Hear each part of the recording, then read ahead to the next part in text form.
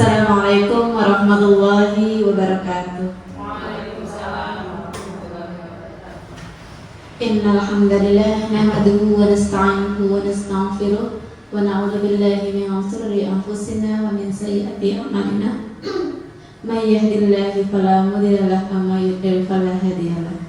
Asyhadu an la ilaha illallah wa asyhadu anna Muhammadan 'abduhu wa rasuluh. Rabbi shrah li sadri wa yassir li amri wa hlul 'uqdatam min lisani yafqahu qawli, amma ba'd. Yang terhormat Ibu Puji Rahayu selaku Kepala SNI 3 Karangcengis, yang kami hormati Bapak Sujud Umar Said selaku Kepala Ketua Komite SNI 3 Karangcengis yang hari ini berhalangan hadir, yang kami hormati Bapak Ibu guru serta karyawan SNI 3 Karangcengis serta para tamu undangan yang berbahagia. Yang pertama, marilah kita panjatkan puji syukur kehadirat Allah Subhanahu wa Ta'ala atas berkah nikmatnya kita dapat berkumpul pada hari ini di acara aksi nyata diseminasi budaya positif dan diseminasi komunitas literasi SD Negeri 3 Karangcengis yang bernama Santika dalam keadaan sehat walafiat tanpa kurang suatu apapun. Tak lupa salawat serta salam semoga senantiasa tercurah kepada junjungan kita Nabi Muhammad Sallallahu Alaihi Wasallam yang selalu kita nantikan syafaatnya di yaumul akhir nanti. Bapak Ibu yang kami hormati, selaku pembawa acara, izinkanlah saya membacakan susunan acara pada pagi hari ini. Yang pertama pembukaan, yang kedua sambutan dari kepala sekolah, yang ketiga pemaparan diseminasi oleh Ibu Trisetia Wijayanti, yang keempat lain-lain, dan yang kelima penutup. Marilah acara pada pagi hari ini kita buka dengan bacaan basmalah bersama-sama. Bismillahirrahmanirrahim. Yang kedua yaitu sambutan dari kepala sekolah kepada Ibu Puji Rahayu, kami persilahkan. Bismillahirrahmanirrahim. Assalamualaikum warahmatullahi wabarakatuh.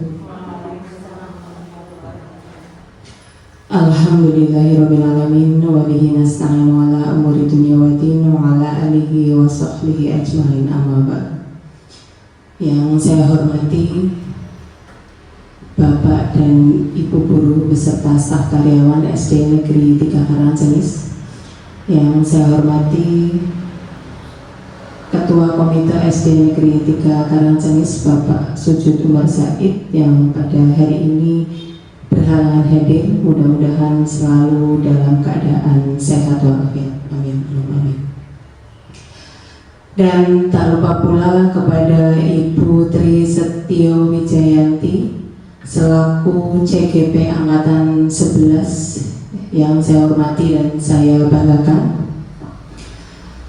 Puji syukur marilah kita senantiasa memanjatkan kehadirat Allah Subhanahu wa Ta'ala atas limpahan rahmatnya kepada kita semua, sehingga pada pagi siang hari ini kita semuanya masih diberikan nikmat sehat, nikmat sempat sehingga dapat melaksanakan tugas dan kewajiban kita sebagai abdi negara.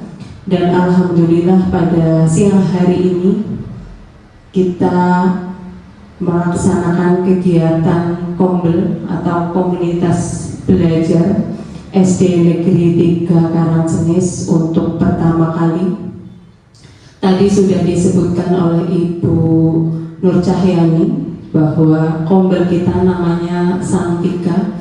Ini hanya singkatan gitu, SD Negeri 3 Karangcengis. Kalau nanti punya ide yang lain lagi boleh kita ganti kombel, karena yang dadakan Ibu Janti boleh menggunakan kalimat yang lucu-lucu dan menarik. Mudah-mudahan kegiatan komunitas belajar pada hari ini akan terus berjalan ke depannya nih, dengan pengisian materi-materi yang tentunya membangun kita semuanya. Amin. Amin. Salawat serta salam semoga tetap tercurahkan kepada junjungan kita Nabi Agung Muhammad Sallallahu Alaihi Wasallam yang selalu kita nantikan syafaatnya di yaumil akhir. Amin. Allahumma amin. Bapak Ibu yang saya hormati, yang pertama saya ucapkan terima kasih kepada seluruh Dewan Guru dan staf karyawan yang telah menghadiri acara pada siang hari ini. Meskipun undangannya mendadak nih, namun kegiatan pada hari ini sangat penting untuk kita semuanya terkait dengan aksi nyata diseminasi budaya positif yang telah diikuti oleh Bu Tri Setiawijayati selaku CGP Angkatan 11. Di dalam materi guru penggerak ini salah satunya adalah budaya positif. Ini terkait mungkin yang selama ini Bapak Ibu buat di dalam kelas terkait dengan kesepakatan kelas. Itu ujung-ujungnya dari mana? Langsung membuat kesepakatan kelas. Nah, pada pagi hari ini insya Allah nanti akan dijelaskan apa itu disiplin positif dan juga kesepakatan kelas. Monggo silahkan ikuti kegiatan pada hari ini dengan baik. Harapannya setelah kegiatan ini Bapak Ibu bisa mengimplementasikan di dalam kelas masing-masing dan juga sekolah terkait dengan budaya positif maupun kesepakatan kelas gitu Pokoknya budaya positif apa, kemudian kesepakatan kelas itu apa, dan juga penanganan kasus-kasus yang di sekolah itu caranya seperti apa. Karena sesuai dengan filosofi Ki Hajar Dewantara, harapannya Bapak Ibu ini dapat menangani segala kasus yang ada di sekolah itu dengan memperhatikan kebutuhan anak. Itu Monggo silakan ikuti kegiatan pada hari ini dengan penuh semangat. Harapannya kita mendapatkan ilmu meskipun sedikit, tapi ilmu ini insya Allah bermanfaat untuk kita semuanya. Mungkin dari saya hanya itu yang dapat saya sampaikan. Kurang lebihnya mohon maaf. Saya akhiri. Billahi taufiq wal hidayah. Wassalamualaikum warahmatullahi wabarakatuh.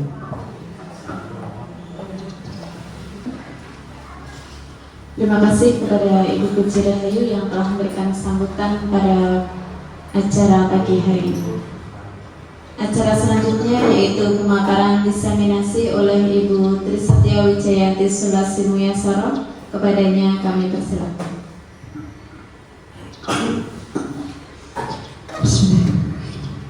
Assalamualaikum warahmatullahi wabarakatuh. Puji syukur saya panjatkan kepada Allah Subhanahu wa Ta'ala yang masih memberikan kita kesehatan, nikmat dan karunia sehingga kita masih diberikan kesempatan untuk berkumpul pada pagi siang hari ini. Tak lupa salawat dan salam kita panjatkan kepada junjungan kita Nabi besar Muhammad Sallallahu Alaihi Wasallam.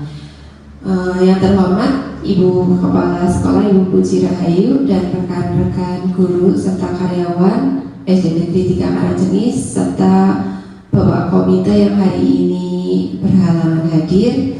Terima kasih saya ucapkan atas waktu dan kesempatannya yang diberikan kepada saya sehingga saya bisa berada di sini memberikan diseminasi kepada rekan-rekan semuanya.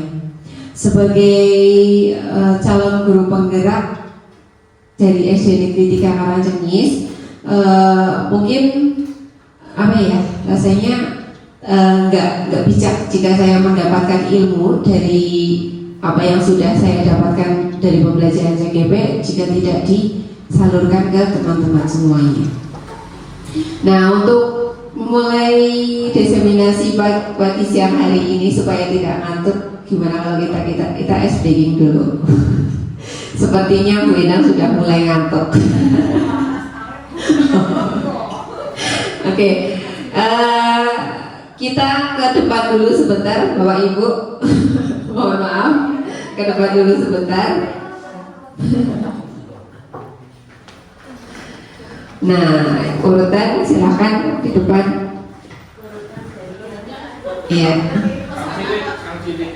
Nah, boleh deh urut yang penting jajaran karena nanti ya boleh ngadep ke sana boleh. Nah, Jadi ice breakingnya itu adalah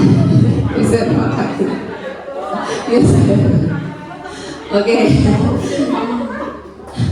Ice breakingnya adalah kata kuncinya adalah lali. Lali. Jadi ketika saya mengucapkan lali, nah, tangan Bapak Ibu guru yang satu itu tangannya yang sebelah apa nanti? Kiri itu tangannya seperti ini. Kayak gini. Iya. Terus yang satu itu siap menangkap. Jadi kita akan menangkap lali. Nah, sebentar ya. Saya jelaskan biar nggak ngantuk ini. Jadi ketika saya mengucapkan lali, tangkap tangan temannya. Lali, tangkap. Tapi yang ditangkap jangan berusaha supaya lari seperti itu. Yang kan ini tangan ini, ya. Terus tangan yang ini menangkap.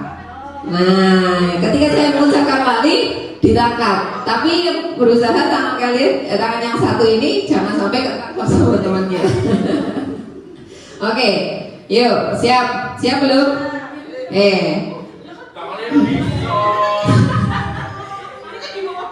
Ya, tangannya di bawah dulu. Ya, oke. Yuk, siap dulu tangannya, yang lalinya. Oke. Pada suatu hari, hiduplah seorang petani bersama istrinya. Dia mempunyai anak bernama Lala. Belum, konsentrasi, belum. Melingkar, ya harusnya melingkar. Oke, ya.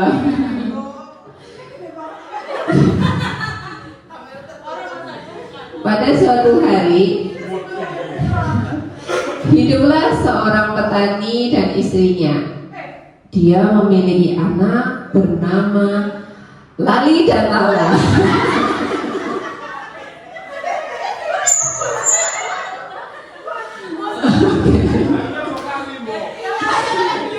Tapi aja ngasih ketangkep kalian dulu.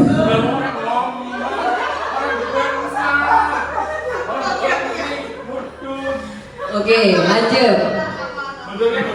Belum, satu lagi. Suatu hari,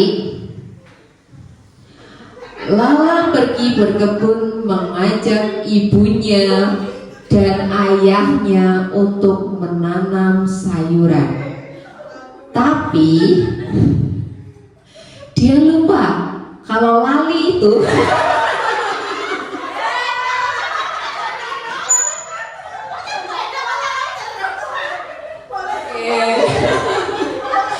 Oke. Terima kasih Bapak Ibu guru. Moga kembali rumah semula.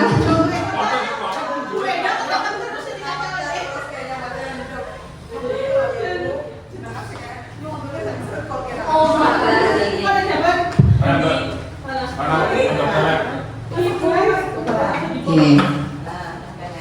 Ya, semoga habis ini tidak ada yang ngantuk lagi ya. Oke. Bapak Ibu guru, latar belakang dari diadakannya diseminasi budaya positif ini adalah sekolah adalah institusi pembentukan karakter pendidik sebagai pemegang peran penting dalam pengelolaan proses pendidikan yang berpusat kepada anak agar anak didik dapat tumbuh dan berkembang sesuai dengan kodratnya. Penerapan budaya positif di sekolah tidak dapat dilakukan sendiri oleh seorang guru. Dibutuhkan kolaborasi dan kesadaran yang tinggi di antara pendidik di sekolah tersebut. Untuk itu diperlukan aksi nyata yang dapat memberikan pemahaman mendalam kepada rekan guru di sekolah saya tentang budaya positif dan penerapannya di sekolah. Nah, tujuannya yang pertama adalah membantu guru untuk memahami budaya positif segitiga restitusi dan penerapannya di sekolah. Yang kedua adalah membangun kolaborasi positif di antara rekan-rekan guru dalam mewujudkan budaya positif. Yang ketiga adalah mengembangkan budaya positif di antara seluruh warga sekolah. Nah, Dalam hal ini KHD itu Ki Hajar Dewantara. KHD itu menjelaskan bahwa tujuan pendidikan yaitu menuntun segala kodrat yang ada pada anak-anak agar mereka dapat mencapai keselamatan dan kebahagiaan yang setinggi-tingginya baik sebagai manusia maupun sebagai anggota masyarakat. Nah, dalam hal ini berbagi praktek baik atau best practice adalah salah satu upaya meningkatkan kompetensi guru yang dapat memberikan sebuah pengalaman keberhasilan praktek mengajar oleh guru yang dapat dimanfaatkan oleh guru yang lain. Jadi dalam hal ini saya akan memaparkan mengenai budaya positif dan Kombel Santika. Jadi apa itu Kombel nanti kita bahas bareng-bareng setelah ini. Nah, budaya positif. Nah, Bapak Ibu guru, saya menanya sebentar. Budaya positif, coba di ke atasin dulu, Bu. Iya, boleh. Menurut Bapak Ibu guru, budaya positif itu seperti apa? Kebiasaan baik. Terus, Bu Agama? Oh boleh, tradisi yang sesuai aturan. Oke. Jadi budaya positif adalah budaya positif dijalankan dengan menerapkan konsep-konsep inti seperti disiplin positif, memahami motivasi perilaku manusia yang berkaitan dengan hukuman dan penghargaan. Terus yang ketiga, posisi kontrol seorang guru. Yang keempat, pembuatan keyakinan sekolah atau kelas. Yang kelima, penerapan segitiga restitusi dalam penyelesaian masalah. Jadi kelima poin ini mempengaruhi budaya positif yang ada di sekolah. Ya, ada disiplin, terus motivasi, posisi kontrol, terutama posisi kontrol guru untuk ke anak-anaknya. Terus pembuatan keyakinan kelas yang nantinya dibikin anak sesuai dengan ini, jadi keyakinan kesepakatan kelas bersama seperti itu. Terus nanti segitiga restitusinya digunakan untuk menyelesaikan masalah. Nah, kita masuk ke disiplin positif. Disiplin positif merupakan suatu cara disiplin yang mengajarkan anak bertanggung jawab dan menumbuhkan kesadaran diri berdasarkan nilai-nilai kebajikan. Disiplin positif mengajarkan cara mengontrol diri melakukan suatu tindakan. Disiplin positif dapat membuat murid memahami dan menyadari berdasarkan motivasi internal, bukan paksaan, pujian atau hukuman. Ya, jadi motivasi yang berasal dari dalam diri sendiri. Terus kita ke motivasi perilaku manusia didorong oleh beberapa faktor, antara lain yang pertama untuk menghindari ketidaknyamanan hukuman. Biasa anak-anak itu kan kalau kita bikin peraturan kan biasanya ada itu ya, kalian tidak boleh ini, anak-anak kalian tidak boleh mengacak-acak bu. Nah sebenarnya bentuk larangan nggak ada yang salah dengan bentuk larangan, tapi kita merubahnya. Jadi berubah dari kalimat larangan itu menjadi kalimat yang lebih positif lagi, kayak gitu. Intinya seperti itu sih. Terus yang kedua untuk mendapatkan imbalan atau penghargaan dari orang lain, karena kan ada anak-anak yang pinginnya show off ya ke gurunya ya, show off, pingin terlihat bahwa dia itu pintar. Terus akhirnya dia melakukan banyak atraksi atau terlalu aktif caper seperti itu. Nah, ini yang nantinya jadi pendorong kenapa orang-orang melakukan tindakan-tindakan yang kadang kita nggak menyangka seperti itu. Terus untuk menjadi orang yang mereka inginkan dan menghargai diri sendiri dengan nilai-nilai yang mereka percaya. Jadi menguatkan motivasi ke siswa, kayak gitu. Yuk, jika motivasi yang muncul pada siswa meliputi untuk menghindari ketidaknyamanan atau hukuman, atau untuk mendapatkan imbalan atau penghargaan orang lain, ini adalah yang dinamakan motivasi eksternal atau motivasi yang berasal dari luar, kayak gitu.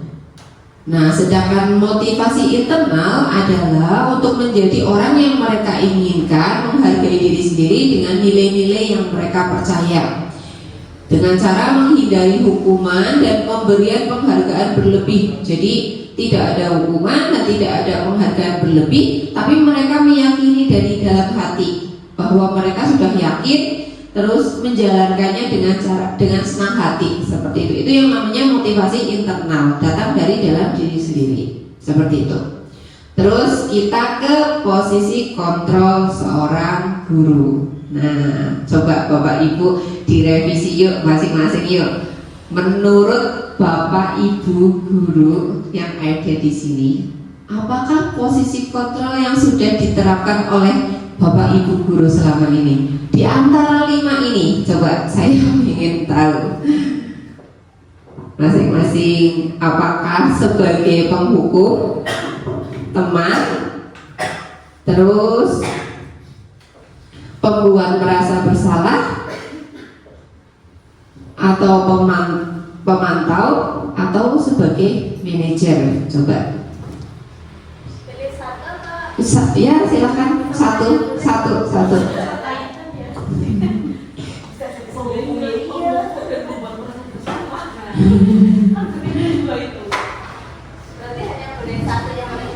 Iya, yang sebenarnya sikap yang sebenarnya paling dominan yang pernah jenengan laksanakan. Misalnya kok saya suka menghukum anak-anak, menghukum kayak gitu, atau mungkin lebih friend ke anak-anak ya, oke sebagai teman atau apa itu, silakan.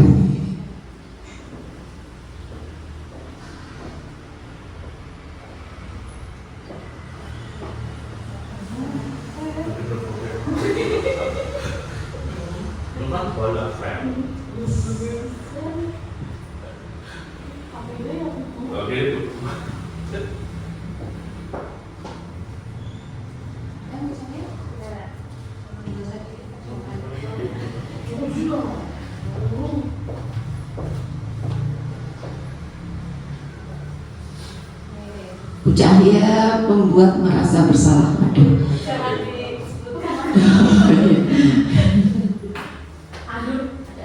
Oh iya boleh. Bu Ambar sebagai manajer, wah keren juga. Terus Bu Arum sebagai teman dan sebagai penghukum. Pak Agung sebagai penghukum dan teman, boleh. Bu Endang sebagai manajer dan pemantau. Wow, keren. Oke. Boleh. Pemantau karena guru kelas 1 SD, jadi harus dipantau terus, kalau enggak anaknya pada nggak tahu kemana. Bu Reni sebagai manajer, oke. Bu Sofi? Bu Sofi sebagai teman dan pembuat merasa bersalah.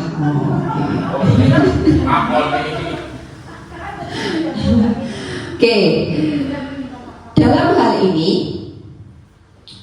hal ini yang paling tepat adalah guru sebagai manajer. Kenapa?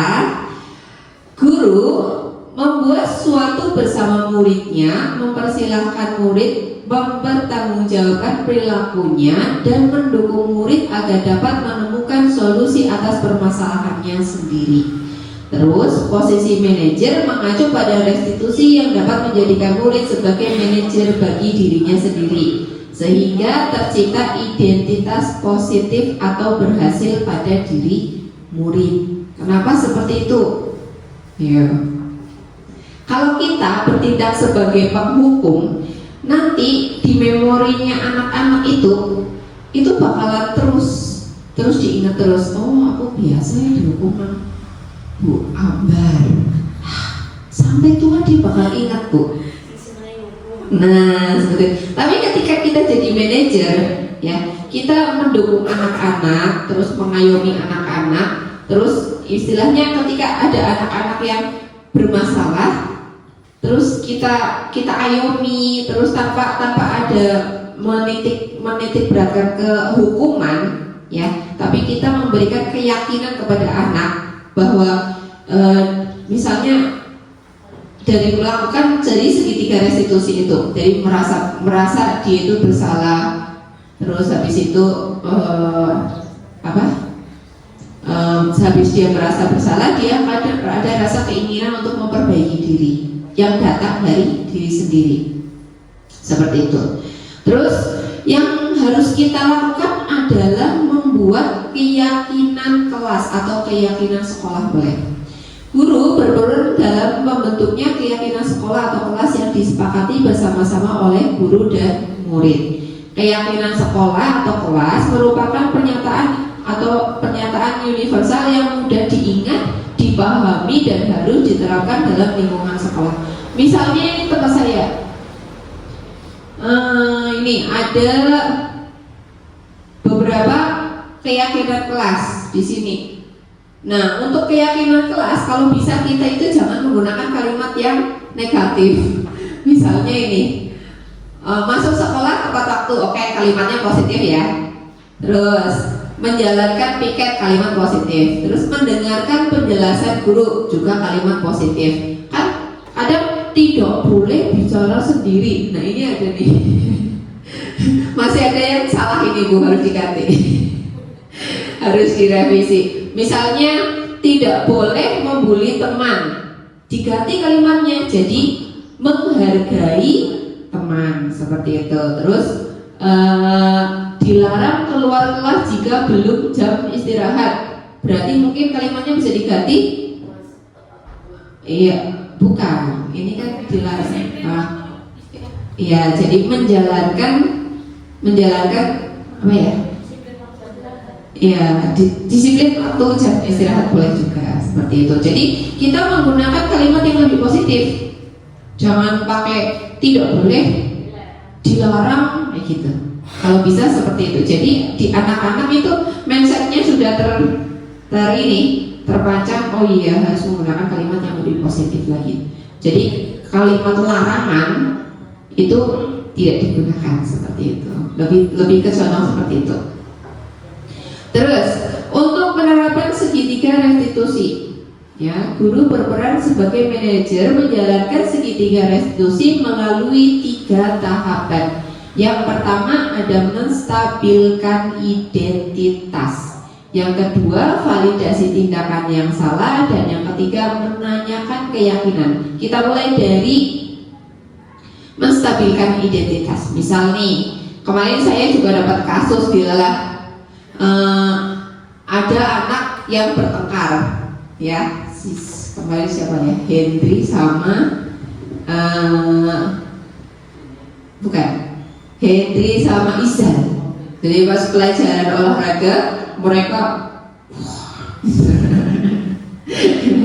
nah, ketika saya panggil, saya mulai dengan menstabilkan identitas. Apa itu menstabilkan identitas? Jadi saya tanyakan dulu, kira-kira Mas Hendri tahu nggak kenapa Bu Guru panggil ke sini? Jadi dia itu mulai menunjukkan, oh ya, kira-kira apa ya, berpikir, oh ya, apa sih ya, kenapa aku dipanggil? Oh mungkin aku salah, gitu. Mungkin aku salah sudah ngelakuin apa ya? Oh ya, makanya dia menstabilkan identitas dengan mengungkapkan apa yang sudah dia lakukan, kesalahan yang sudah dia lakukan, dengan menstabilkan identitas seperti.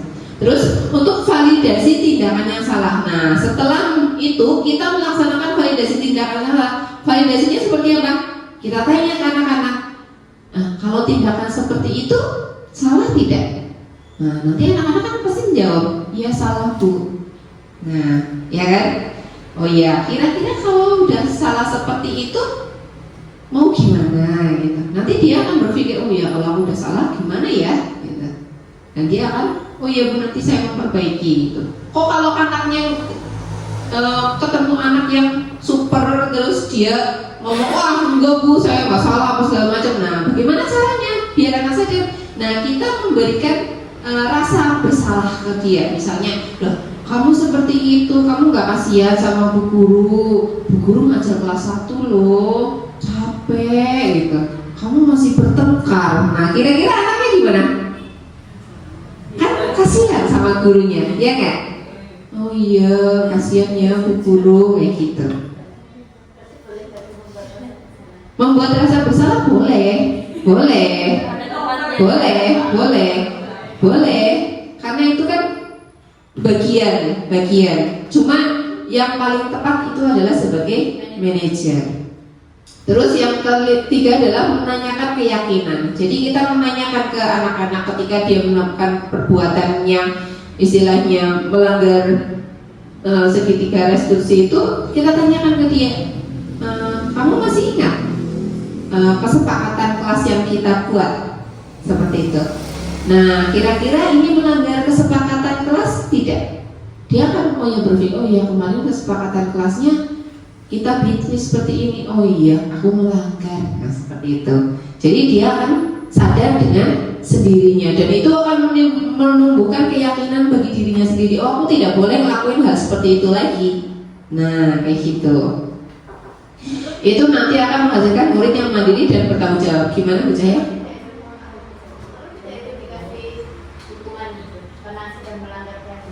Nah, sebenarnya dalam segitiga restitusi itu, kita itu sebagai pendidik itu seharusnya tidak memberikan hukuman, kayak gitu. Jadi kenapa kok tidak memberikan hukuman? Padahal hukuman itu nantinya membuat anak-anak jadi jerak, ya kan? Nah, tapi dalam proses pembelajaran yang sudah saya dapatkan dari segitiga restitusi dan budaya positif, itu kita sebenarnya dilarang untuk memberikan hukuman ke anak-anak, karena nanti itu jadi anak itu akan tertanam di ininya dia, gitu. Mindsetnya dia akan tertanam, oh iya aku dihukum sama guru nih, pernah ini kayak gitu. Tapi makanya kita membudayakan budaya positif biar anak tidak melakukan kesalahan yang sama dan kita tidak perlu memberikan hukuman, kayak gitu. Intinya mengembangkan budaya positif itu. Ya, kita lanjut. Nah, kira-kira dari penjelasan saya mengenai budaya positif ini, ada yang Bapak Ibu mau tanyakan? Mau nggak?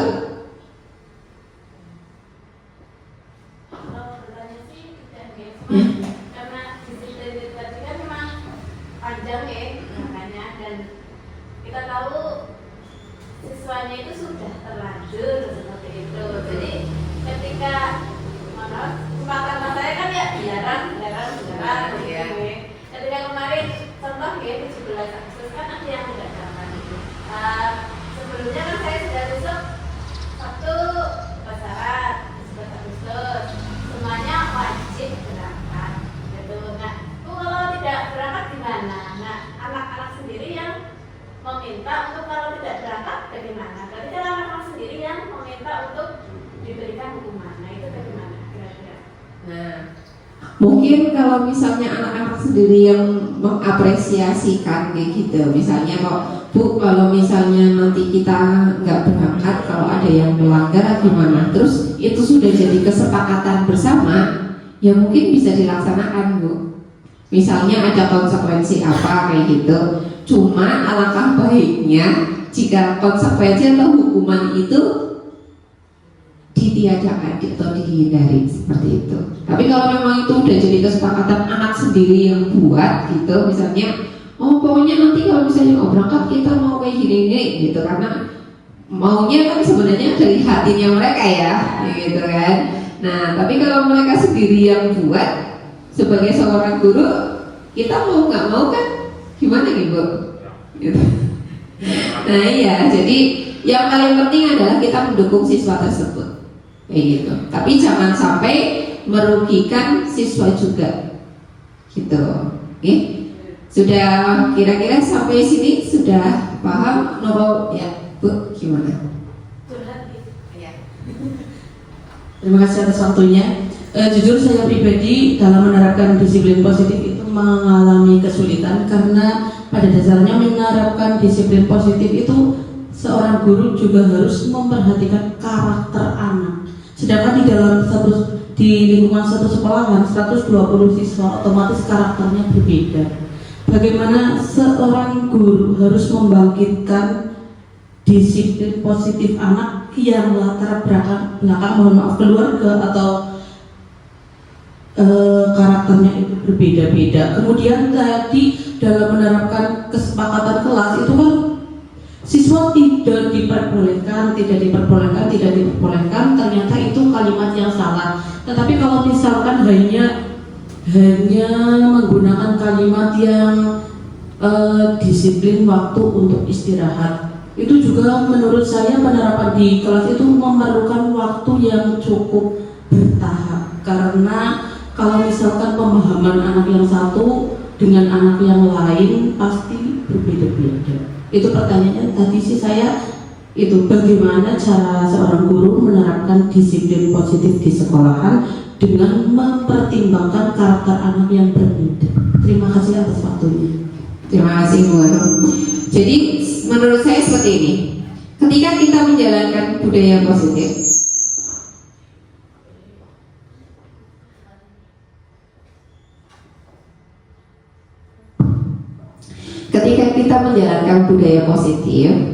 sebenarnya paling baik adalah kita mensosialisasikannya juga dengan wali murid.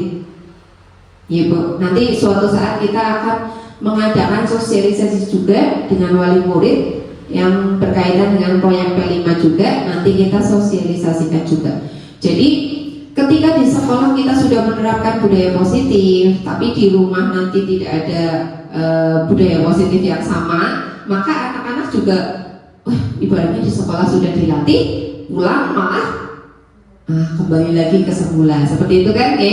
Nah nanti diusahakan kita akan mengadakan diseminasi juga ke wali murid, kayak gitu. Terus untuk penerapannya, kata Bu Arum tadi rada susah ya, karena kalimatnya cuma itu aja kayak gitu. Jadi anak-anak nggak memahami, seperti itu kan ya. Nah, cara yang terbaik adalah ketika kita membuat disiplin positif peraturan kesepakatan kelas. Jadi kita menjelaskan satu persatu ke anak-anak. Misalnya poin pertama ini, masuk sekolah tepat waktu. Anak-anak paling lama itu juga ya beberapa bulan sekali, mungkin 2 bulan sekali atau 3 bulan sekali kita menjelaskan ulang mengenai kesepakatan kelas kita. Misalnya poin pertama, masuk sekolah tepat waktu. Anak-anak masih ingat kan dengan kesepakatan kelas kita yang pertama? Misalnya anak-anak menjawab masuk tepat waktu. Iya, berarti kita harus masuk tepat waktu jam berapa ke sekolah? Nah, seperti itu. Ya enggak? Nah, seperti itu Bu Arum. Oke, ya. Sudah jelas semuanya Bapak Ibu? Kalau sudah jelas, saya akan masuk ke materi yang kedua mengenai komunitas belajar Santika. Santika singkatan dari YSD Negeri 3 Karangcengis. Santika. Oke, dari anggota kombelnya itu rencananya itu ada guru, murid, dan sebagai pengawas kita ada dari komite. Nah, oke, lanjut. Latar belakang. Komunitas praktisi merupakan sebuah wadah bagi sekelompok orang yang memiliki visi, tujuan, serta kekhawatiran yang sama terhadap hal-hal yang dirasa penting untuk ditanggapi secara serius sehingga mampu menjawab tuntutan yang diharapkan secara efektif dengan mengkolaborasikan segala daya yang dimiliki anggota komunitas praktisi. Komunitas belajar memiliki tujuan menjadi wadah dalam upaya memperbaiki dan inovasi-inovasi pembelajaran dan pengembangan program berpihak kepada murid dirancang dalam bentuk terkolaborasi warga sekolah menuju tujuan pendidikan, yaitu mewujudkan murid yang memiliki profil belajar Pancasila. Kalau dasar hukumnya itu sudah ada 5. Jadi kalau dibaca itu panjang banget Bapak Ibu. Monggo dibaca dulu nggak apa-apa. Nah, tujuan dari kombel ini, ya, tujuan dari kombel ini adalah kita akan memantapkan literasi ke anak-anak. Nah, kita akan memantapkan literasi ke anak-anak. Kita kan sudah biasa melaksanakan pagi hari dengan literasi, ada Asmaul Husna, terus pembiasaan membaca 15 menit, terus hafalan dan lain-lain. Nah, kita akan lebih meningkatkannya lagi dengan cara memanfaatkan komunitas praktisi itu, yaitu dengan memanfaatkan perpustakaan kita. Kita kan memiliki perpustakaan, tapi sampai sekarang kita belum memanfaatkannya dengan baik, ya kan? Nah, untuk rumusan masalah gerakan literasi sekolah menjadi penting dikarenakan dengan adanya era globalisasi yang semakin canggih, siswa mencari informasi hanya dengan melalui gadget. Pengaruh gadget dapat menyebabkan kurangnya minat membaca siswa. Nah, itu sangat mempengaruhi. Jadi yang akan kita tingkatkan adalah minat baca siswa. Kemarin kita sempat viral di media sosial mengenai anak yang sudah masuk SMP tapi tidak bisa membaca, tidak bisa menulis. Nah, itu menjadi keprihatinan buat kita semua, gitu. Nah, kita merasa bahwa masa sih gitu sebagai guru SD yang jenjangnya itu lebih rendah dari SMP merasa kayak gimana gitu, ya kan? Nah, makanya kita akan meningkatkan literasi kita supaya menumbuhkan minat baca anak. Jadi nanti ketika sudah lulus dari sekolah dasar, dia itu kemampuannya itu udah bagus seperti itu. Terus menumbuhkan komitmen anggota, apakah pertemuan dilakukan secara daring maupun luring. Pertemuan rutin memberikan kesempatan kepada para anggota komunitas untuk saling berbagi praktik baik yang dilakukan di sekolah maupun di ruang kelas, seperti itu.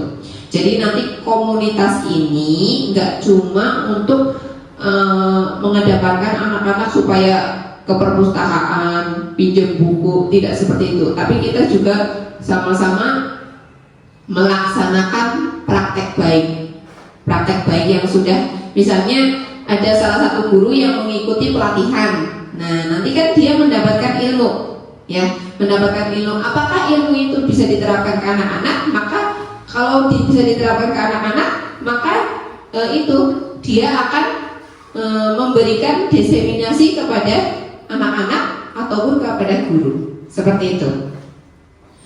Terus tujuannya komunitas praktisi Santika diharapkan menjadi tonggak literasi bagi peserta didik di sekolah SD Negeri 3 Karangcengis yang membawa dampak baik bagi perkembangan peserta didik.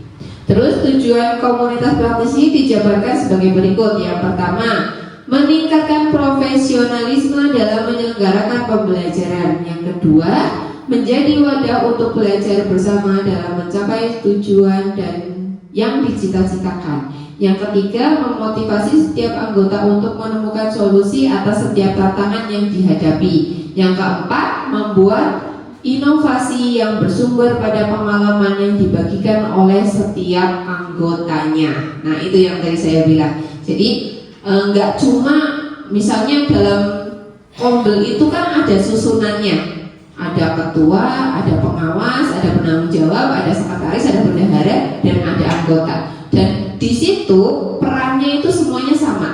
Jadi siapa yang mendapatkan inovasi-inovasi terbaru, maka beliau itu wajib untuk mendiseminasikannya ke teman-teman atau ke murid-murid seperti itu.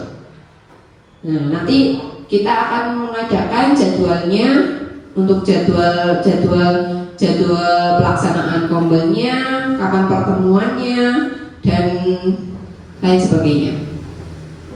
Terus untuk jadwal kunjungan perpustakaan sudah saya rilis. Kelas 1 kira-kira Bu Enang bisa kelas hari Senin. Oke.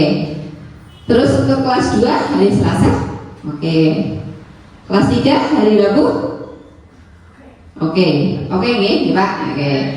Kalau hari Kamis kelas 4 oke. Terus Jumat kelas 5. Oke ya. Sabtu kelas 6 Bu Cahyo. Kenapa? Oh gitu. Apa gantian? Sama kelas 5? Kalau misalnya kelas 5 pagi saya SMA tidak. Oh, tidak apa-apa. Lagian kalau misalnya untuk wajib kunjungan perpus itu mungkin dibatasi waktu berapa menit gitu? 1 jam pelajaran cukup? Kalau di luar, maksudnya mau di luar jam 1 jam lebih 35 menit. 35 menit. 35 menit ya. Berarti 1 jam pelajaran nih. 1 jam pelajaran. 1 jam pelajaran yang kan tidak mengganggu sekali. Itu jam-jam terakhir nggak apa-apa. Nah, iya. Nanti Nun Sewu kalau misalnya pas kunjungan ke perpustakaan mohon didampingi dengan guru ya. Jangan cuma muridnya saja yang ke sana, tapi juga didampingi dengan guru. Dan nanti ada kartu kunjungan juga yang nantinya dibagikan ke setiap anak. Nah, nanti anak yang meminjam buku ataupun yang mengembalikan buku wajib membawa kartu kunjungan seperti itu. Untuk kegiatannya itu tadi sudah ya. Yang pertama ada kunjungan perpustakaan, yang kedua membaca buku minimal 15 menit. Terus meminjam buku dan guru membacakan buku atau bercerita. Misalnya ini mohon maaf nih. Jadi untuk kelas rendah misalnya kelas 2, kelas 1, kelas 2, kelas 3 misalnya masuk ke perpustakaan, anak-anak kan kita kadang anak-anak ada yang cuma lihat-lihat aja kayak gitu kan ya. Nah sebenarnya kita bisa mengakalinya. Ambil satu buku yang kira-kira ceritanya bagus, kita yang menceritakan ke anak-anak gitu. Istilahnya mendeskripsikan ibu, mendeskripsikan dari buku itu. Misalnya Bu Guru punya buku apa ini anak-anak gitu. Oh ya buku ini Bu, ya udah dibaca, kita lihat covernya ini adalah karya dari dibacakan sampai dengan isinya seperti itu. Kayaknya 1 jam pelajaran cukup sih. Nah itu nanti jadi anak-anak oh iya udah dibacakan puisi sama Bu Guru. Jadi ada waktunya dia membaca sendiri, ada waktunya dibacakan juga seperti itu. Terus ada pertanyaan lagi Bapak Ibu mengenai kombel?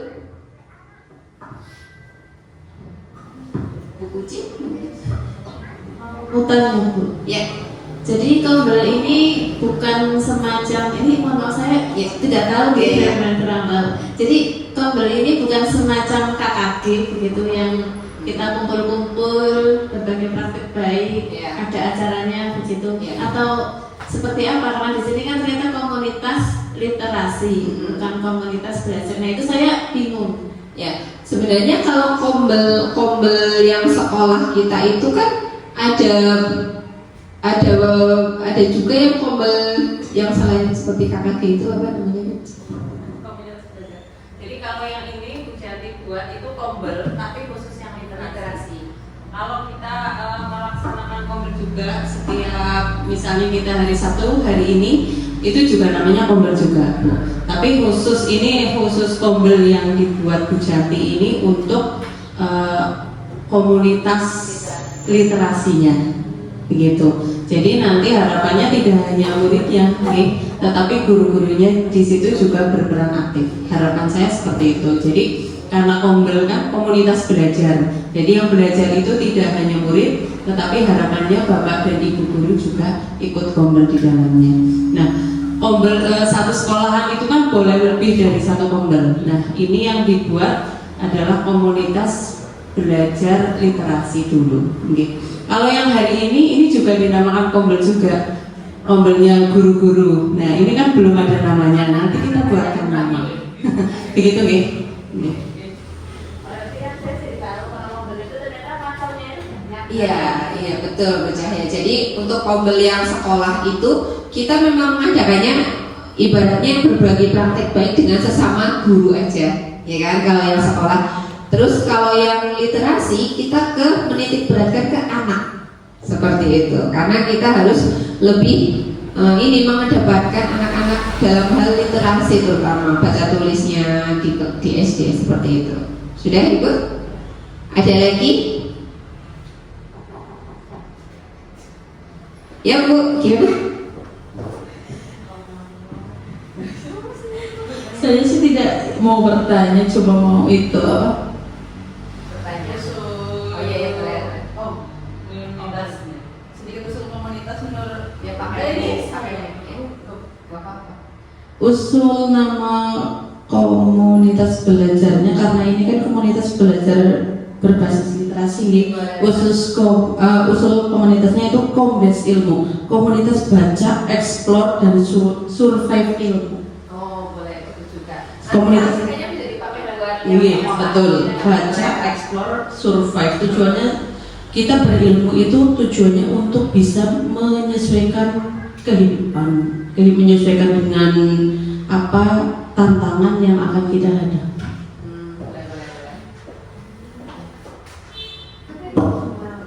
boleh. Sedikit menambahin boleh jadi ini hanya berbagi malam ya. Kalau dulu saya di SDIT itu kan sudah ada dengan perpus itu 2 jam pelajaran begitu. Itu jadi di menit misalnya tadi itu misalnya 15 menit anak membaca, kemudian itu kalau kelas atas itu mereka punya buku literasi itu isinya kayak judul, jadi judulnya apa, terus tokohnya siapa saja, itu seperti yang biasa dipelajari di kelas atas begitu, sampai amanatnya apa, tokohnya siapa, latar setting begitu. Jadi memang anak benar-benar membaca. Kalau tidak membaca kan nanti ketahuan di buku itu. Jadi kebutuhan perpus itu ada bukunya. Berarti itu mungkin khusus buat anak-anak yang kelas atas ya, 456 ya. 456. Oke, ini usulan yang bagus. Nanti kita akan adakan juga buku kunjungan perpus khusus buat anak kelas 456 yang isinya mengenai deskripsi dari buku-buku yang mereka baca. Seperti itu. Oke, bagus juga percaya. Terima kasih. Ada yang lain?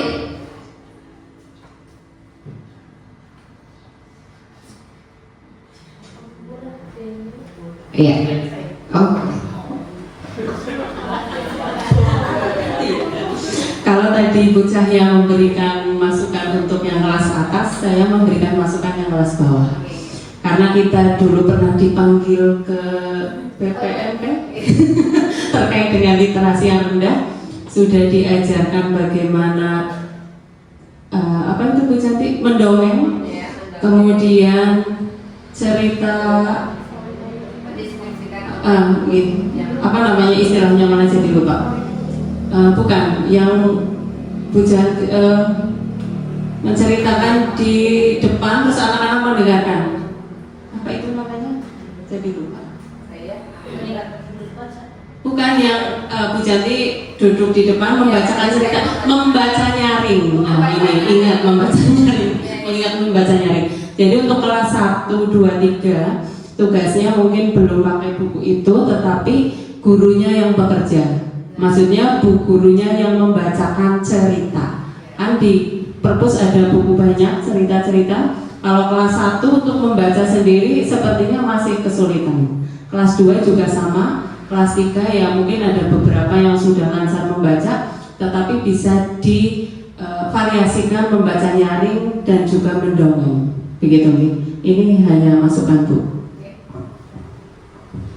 Iya, tadi ya, sama seperti yang tadi saya bicarakan. Jadi nanti ada juga yang membacakan membacakan cerita ketika di perpustakaan. Ambil satu buku yang kira-kira covernya menarik bagi anak-anak kelas rendah. Itu kan mereka itu melihat dari covernya dulu, ya gambarnya bagus gitu. Coba kita lihat gambarnya. Nah, nanti anak-anak akan lebih antusias seperti itu. Ya, sudah. Seperti itu dulu, Bapak Ibu, masih ada lagi? Oke. Sekian pemaparan diseminasi budaya positif dan Kombes Santika dari saya. Mohon maaf apabila banyak kekurangan dan mungkin masih banyak informasi yang belum tepat ya. Mungkin masih kurang juga. Saya mohon maaf yang sebesar-besarnya. Wabillahi taufiq wal hidayah. Wassalamualaikum warahmatullahi wabarakatuh. Terima kasih kami sampaikan kepada Ibu Trisubdewi Jayanti yang telah memaparkan diseminasi pada siang hari ini. Acara selanjutnya yaitu lain-lain, sepertinya cukup ya, tadi sudah tanya jawab. Masih ada yang mau bertanya, Bapak Ibu? Sudah cukup? Sepertinya ini nanti perlu dikirim di grup. Bagus sekali ini materinya, saya juga masih perlu banyak belajar gitu. Terima kasih kepada Ibu Trisri Wijayanti.